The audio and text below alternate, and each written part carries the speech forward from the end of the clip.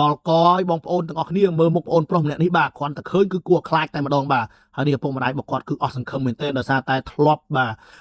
ដើរជូនកូនបាទព្យាបាលគ្រប់ទីកន្លែងតែមិនជាបាទទៅពេទ្យផងពេទ្យឲ្យថ្នាំញ៉ាំតែបានតែមួយអន់ណាបងប្អូនទាំងអស់គ្នាបាទឥឡូវនេះគឺអស់សង្ឃឹមសូម្បីតែបងប្អូនប្រុសក៏គាត់អស់សង្ឃឹមដែរព្រោះលៀបអីក៏មិនបាត់ប្រើអីក៏មិនបាត់បងប្អូនមើលមុខគាត់នេះបាទគឺកំសត់មែនទែនគួរអាណិតមែនទែនហើយអ្វីដែលសំខាន់នេះគឺពួកគាត់ណានេះឪពុកម្ដាយរបស់គាត់ហ្នឹងគឺជាអ្នកដែលធ្វើការរោងចក្រលំបាកបងប្អូនទាំងអស់គ្នាហើយបងប្អូនដឹងហើយសេដ្ឋកិច្ចឥឡូវនេះគឺលំបាកមែនទែនហើយឥឡូវនេះគឺគាត់អស់លុយនៅក្នុងការព្យាបាលរបស់កូនប្រុសរបស់គាត់ហើយដើរគ្រប់ទីកន្លែងឥឡូវនេះគឺគាត់សម្រេចចិត្តបាទថាមកព្យាបាលនៅមជ្ឈមណ្ឌលត្រីក្រហមបន្ទាប់ពីខ្ញុំឃើញអញ្ចឹងគឺខ្ញុំអាណិតមែនទែនបងប្អូនទាំងអស់គ្នាបាទឃើញគាត់ជិះម៉ូតូដឹកកូនមកត្រាក់អញ្ចឹងណានឹងអាណិតមែនទែនហើយដល់ពេលសួរនាំទៅគាត់គឺជាអ្នកដែលធ្វើការរោងចក្រទាំងប្តីទាំងប្រពន្ធគឺលំបាកមែនទែនបាទដល់ពេលតែមុខកូនអញ្ចឹងទៀតគឺគាត់ពិបាកចិត្តបាទស្រក់ទឹកភ្នែកតែម្ដងបាទធ្វើឲ្យខ្ញុំនេះក្តុកក្តួលដែរបងប្អូននេះបាទឥឡូវនេះគឺខ្ញុំសម្រេចចិត្តថាខ្ញុំនឹងព្យាបាលបាទគឺយកសេវាកម្មដែលល្អឥតខ្ចោះបាទព្យាបាលទៅលើបងប្រុសតែម្ដងដោយសារតែគាត់បាទគឺគាត់ទុកមុខបាទយូរពេកអត់អញ្ជើញមកព្យាបាលអញ្ចឹងណាបាទនិយាយរួមទៅមិនមែនគាត់អត់អញ្ជើញមកព្យាបាលទេគាត់ព្យាយាមព្យាបាលដែរតែមិនជាបងប្អូននេះបាទដោយសារតែការកើតមុននេះគឺតាក់ទងជាមួយនឹងសុខភាពបាទជាមួយនឹង